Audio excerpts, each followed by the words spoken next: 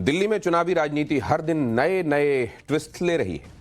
Public की दिलचस्पी भी बढ़ती जा रही है कि अब क्या नया होने वाला है, क्योंकि हर दिन कुछ ना कुछ नया हो रहा है। दिल्ली में अलग तरह की राजनीति देखने को मिल रही है। आम आदमी पार्टी एग्रेसिव मोड में कैंपेन कर रही है, हर मोर्चे को कवर कर रही है, तो बीजेपी सीक्रेट प्लान तैयार कर रही है जिससे विरोधियों को घेरा जा सके।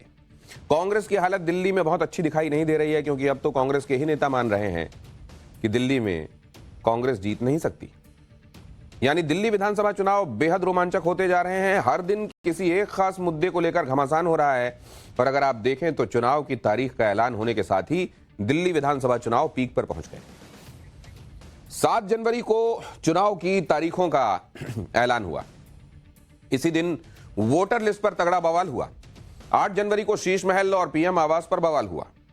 9 जनवरी यानी आज आम आदमी पार्टी और कांग्रेस में संग्राम हुआ। आज ही इंडी गठबंधन को समाप्त करने की बात कही गई।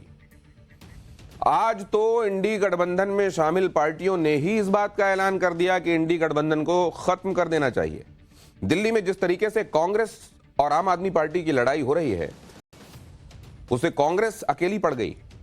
कांग्रेस जो खुद को इंडी गठबंधन की लीडर मान रही थी, अब उसे दूसरी पार्टियों ने किनारे कर दिया है। इंडी गठबंधन खत्म हो गया है, इस पर आज सबसे पहला बयान अरविंद केजरीवाल की तरफ से आया। अरविंद केजरीवाल ने आज सीधे सीधे कह दिया कि दिल्ली में इंडी गठबंधन चुनाव नहीं लड़ रहा है, दिल्ली में बीजेपी और आम आदमी पार्टी का मुकाबला है। यानी केजरीवाल ने कांग्रेस को किनारे कर दिया। सुनिए केजरीवाल ने क्या कहा और फिर बताऊंगा किस नेता ने कह दिया कि इंडी गठबंधन को तो खत्म ही कर देना चाहिए। दिल्ली का चुनाव आम आदमी पार्टी और बीजेपी के बीच में है। ये इंडिया गठबंधन का चुनाव नहीं है। जो भी हमें समर्थन मिल रहा है, मैं उन सभी पार्टियों का दिल से शुक्रिया अदा करता हूं। वो हमें समर्थन दे रहे हैं। ममता दीदी ने समर्थन दिया और अखिलेश जी ने समर्थन दिया। मैंने इसमें मीडिया में ही देखा है कि शायद ठाकरे जी की भी पार्टी शायद समर्थन दे रही है। मैं सब लोगों का शुक्रिया अदा करता हूं जो जो हमें आशीर्वाद दे रहे हैं। अरविंद केजरीवाल ने आज कांग्रेस को लेकर स्थिति स्पष्ट कर दी। लेकिन दिल्ली में यह नौबत आई क्यों, और क्यों इंडी गठबंधन को खत्म करने की बात हो रही है, बताता हूं आपको। कांग्रेस ने केजरीवाल पर डायरेक्ट अटैक किया। अजय माकन ने केजरीवाल को देशद्रोही कहा, सत्ता के लिए महत्वाकांक्षी नेता तक कह दिया। केजरीवाल के खिलाफ कई पोस्टर तक जारी किए गए। इस पर आम आदमी पार्टी ने पलटवार किया।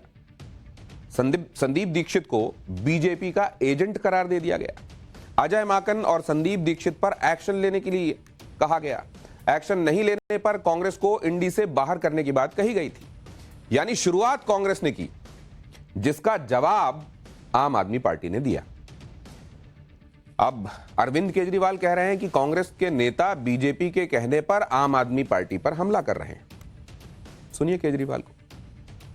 कर लें, वो बस केस ही करने के लिए। वो बीजेपी उनको कहती है, वो तो बीजेपी का मोहरा है। बीजेपी कहती है चेस के अंदर 1 कदम चल तो वो 1 कदम चलता है।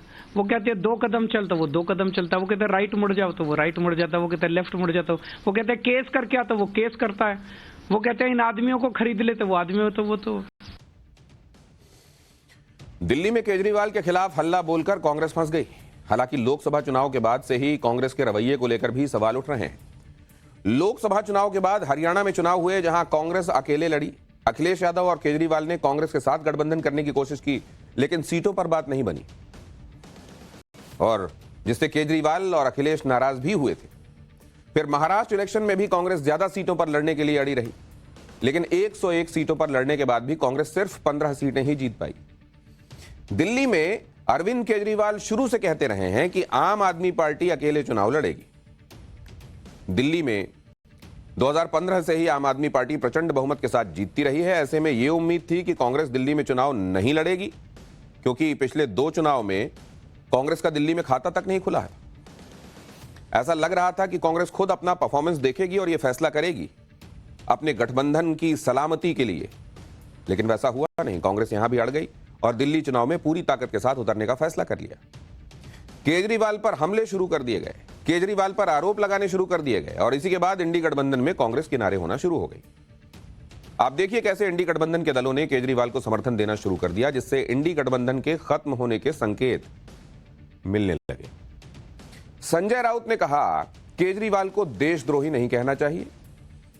अखिलेश यादव ने कहा कि वो केजरीवाल के साथ खड़े हैं। टीएमसी ने कहा कि हम चाहते हैं कि केजरीवाल फिर से सीएम बने। तेजस्वी ने कहा एनडीए गठबंधन लोकसभा चुनाव के लिए था। उमर अब्दुल्ला ने कहा कि विपक्षी एकजुट नहीं है। इंडी गठबंधन की पार्टियां एक तरह से कांग्रेस पर इंडी गठबंधन की बदहाली का ठीकरा फोड़ रही। उमर अब्दुल्ला ने तो यहां तक कह दिया कि अगर इतना कंफ्यूजन है तो इंडी गठबंधन को खत्म ही कर देना चाहिए। की कोई मीटिंग बुलाई नहीं जा रही है तो इसमें कोई क्लैरिटी नहीं है, ना लीडरशिप को लेके, ना एजेंडा को लेके, ना आगे क्या हम रहेंगे या नहीं रहेंगे इसको लेके।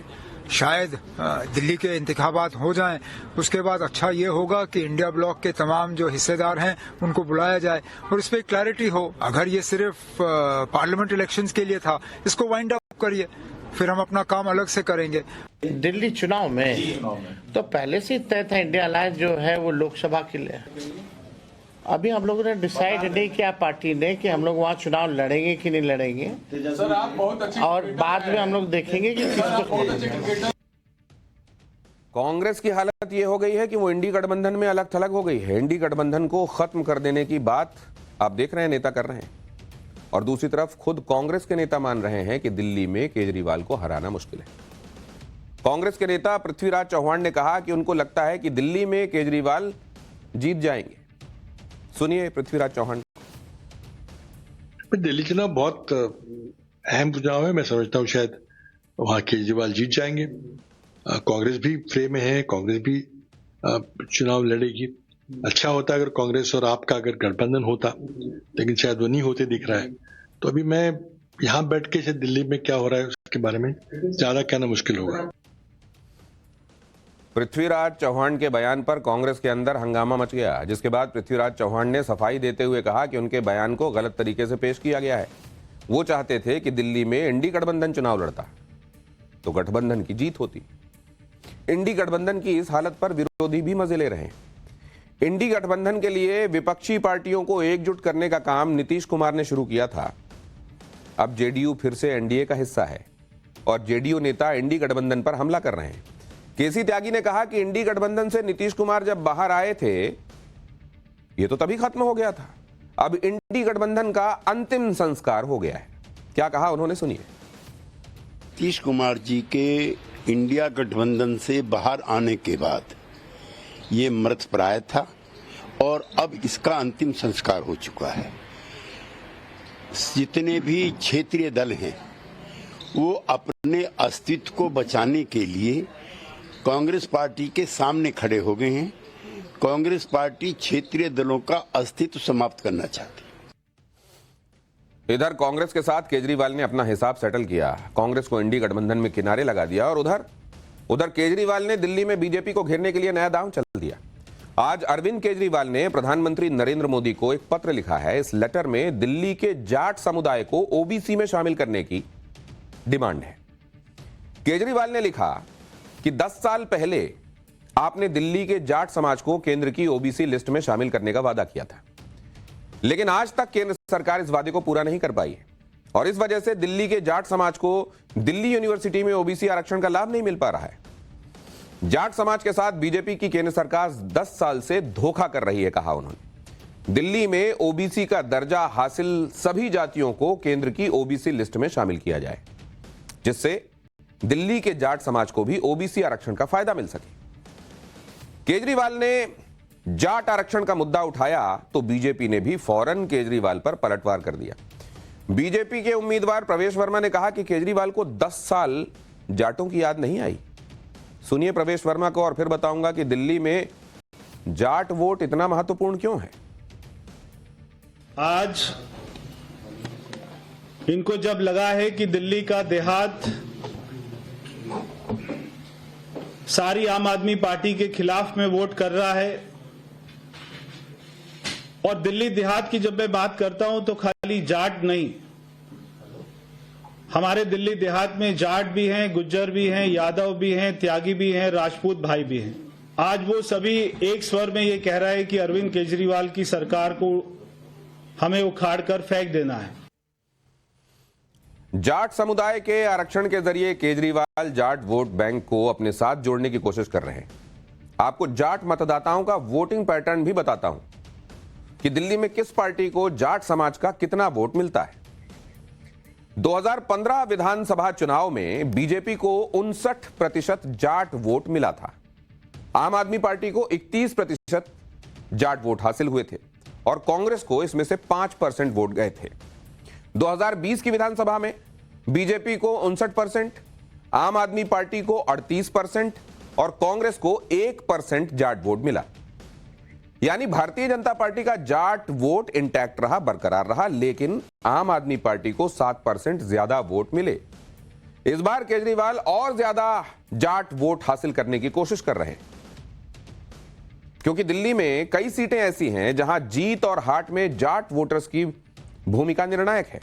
दिल्ली में जाट मतदाताओं की संख्या करीब 10% है। जाट मतदाता संगठित होकर एक मुश्त वोट करते हैं। दिल्ली की 8 सीटों पर जाट मतदाताओं का प्रभाव है। दिल्ली के 60% गांवों में जाट वोटर्स का दबदबा है।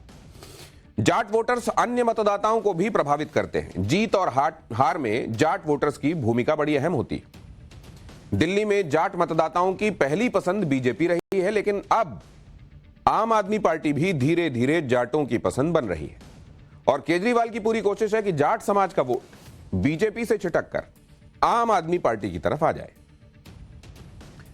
दूसरी तरफ दिल्ली में वोटर लिस्ट का मुद्दा, यह मुद्दा केजरीवाल लगातार उठा रहे हैं।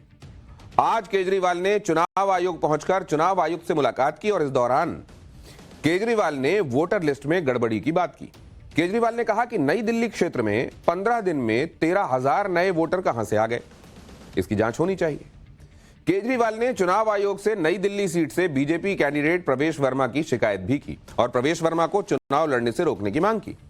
सुनिए केजरीवाल को। नई दिल्ली विधानसभा के अंदर प्रवेश वर्मा जी खुलेआम जॉब कैंप लगा रहे हैं, रजिस्ट्रेशन कर रहे हैं, खुलेआम पैसे बांटे जा रहे हैं, खुलेआम हेल्थ कैंप में चश्मे बांटे जा रहे हैं। 15 जनवरी को उन्होंने ऐलान किया है कि जॉब फेयर लगाए जाएंगे। ये सारे के सारे इलेक्शन कमीशन की अलग अलग रूल्स और ऑर्डर्स के तहत, इंस्ट्रक्शंस के तहत, ये करप्ट प्रैक्टिसेस के तहत आता है। प्रवेश वर्मा को चुनाव लड़ने से उसको डिबार किया जाना चाहिए। प्रवेश वर्मा के घर पे रेड मारी जानी चाहिए ताकि पता चले उसके घर में कितना पैसा है। अरविंद केजरीवाल एक के बाद एक धमाका करते जा रहे हैं। वहीं बीजेपी के प्रचार की कमान पीएम मोदी ने संभाली है। पीएम मोदी की दिल्ली में 2 रैलियां हो चुकी हैं। चुनाव मैनेजमेंट के लिए आज बीजेपी अध्यक्ष जेपी नड्डा ने बीजेपी नेताओं और कार्यकर्ताओं के साथ बैठक की। बैठक में चुनावी रणनीति पर चर्चा हुई। आम आदमी पार्टी और कांग्रेस को कैसे घेरना है, इस पर भी चर्चा हुई। बीजेपी ने अभी तक 29 सीटों पर कैंडिडेट उतारे हैं। बताया जा रहा है कि बाकी की 41 सीटों पर इसी हफ्ते उम्मीदवारों का ऐलान हो सकता है। आज ही भारतीय जनता पार्टी ने अरविंद केजरीवाल पर भी बड़ा हमला किया। बीजेपी ने धमाका करते हुए कहा कि केजरीवाल को नई दिल्ली से हार का डर सता रहा है। बीजेपी नेता अमित मालवीय ने कहा कि अरविंद केजरीवाल नई दिल्ली से चुनाव हार रहे हैं, इसीलिए वोटर लिस्ट पर गलत आरोप लगा रहे हैं। केजरीवाल 2 सीटों से चुनाव लड़ने की बात कह रहे हैं। क्या सिर्फ नई दिल्ली की वोटर लिस्ट में खामियां हैं? क्या केजरीवाल फर्जी वोट के सहारे जीत रहे थे? यानी बीजेपी का कहना है कि अरविंद केजरीवाल नई दिल्ली सीट के अलावा किसी और सीट से भी चुनाव लड़ सकते हैं। हालांकि अरविंद केजरीवाल ने फौरन ही बीजेपी के इस अटैक का काउंटर किया और कहा कि यह बात भ्रामक है, गलत है। सुनिए अरविंद केजरीवाल को। अरविंद जी, बीजेपी कह रही है कि आप इस तरह डरे हुए हैं कि 2-2 सीट से चुनाव लड़ने जा रहे हैं। मैं एक ही सीट से लड़ रहा हूँ। अरविंद जी, बीजेपी कह रही है कि आप इस तरह डरे हुए हैं कि 2-2 सीट से चुनाव लड़ने जा रहे हैं। मैं एक ही सीट से लड़ रहा हूँ। पाठशाला में अब अगली क्लास। दुनिया के सबसे शक्तिशाली